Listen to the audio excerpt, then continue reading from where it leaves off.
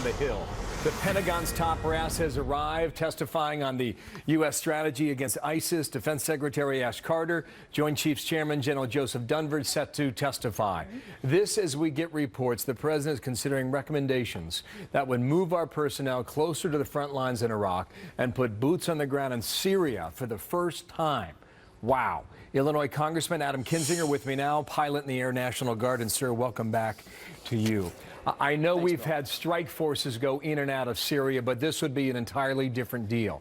The focus would be on Raqqa in eastern Syria and Ramadi in Iraq, a town that was pretty peaceful just 4 years ago.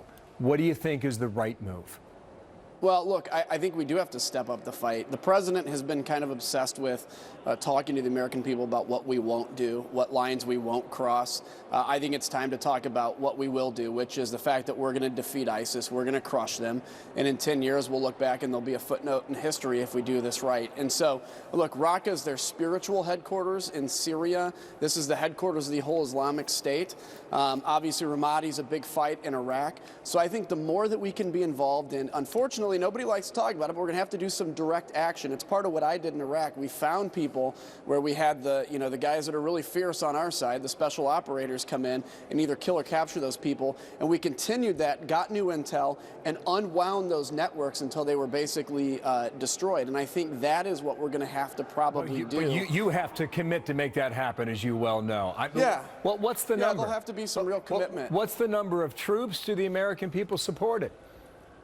Well, I don't know the actual number. I mean, that's to the Pentagon and the president. What I think we need to have is the proper number so that we can inflict the amount of combat power necessary to unravel these networks. It's going to be a lot more of special operators. It'll probably be some people on the ground protecting them, surrounding the bases, keeping them safe.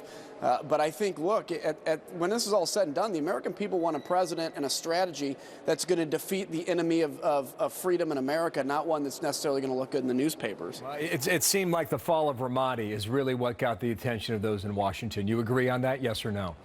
Yeah, I agree. But keep in mind, 2 years ago, Mosul fell, and Fallujah fell, where the Marines fought the hardest they had fought since Quezon. That's when we should have started bombing, but instead we waited a year, and we allowed this organization to develop legs, tentacles, and frankly, it's almost a country. But you can make these recommendations to the commander-in-chief. He doesn't have to act. He doesn't have to follow them.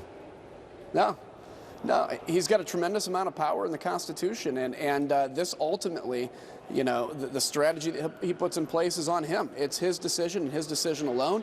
He can take as much input or as little as he wants, but history will judge the president in terms of did he stop ISIS or did he give them an environment where they can explode. And I think pulling out of Iraq was the beginning of some bad choices. Did Putin force his hand?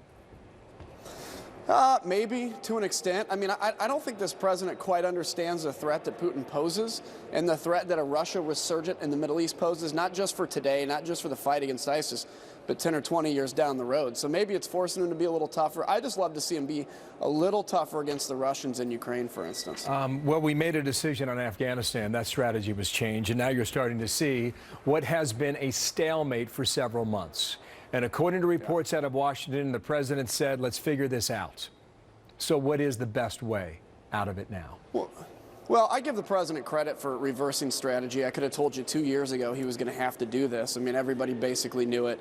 Again, I want to give him credit where credit's due, but at the same time, it seems like there's more of an obsession about troop numbers. 9,800, well, that's 4 figures instead of 10,000, which is 5 figures. 5,500, at the end of the year when we should stay at 9. I mean, so when it's all said and done, the president needs to make clear the Afghan people, 80% of them support the American presence in Afghanistan, and they want the Taliban defeated. So we're going to partner with them, probably going to be for quite a while, to be honest, with the end of the future, and the president just needs to make that clear. Well, a lot of people say no-fly zones are a no-go zone because it takes so many personnel to keep it under control, so perhaps that is not the option. It does not appear, based on the reporting, that that is where we are headed. We shall see. Sir, thank you for your time. Adam Kinzinger, the Republican from Illinois, thank you.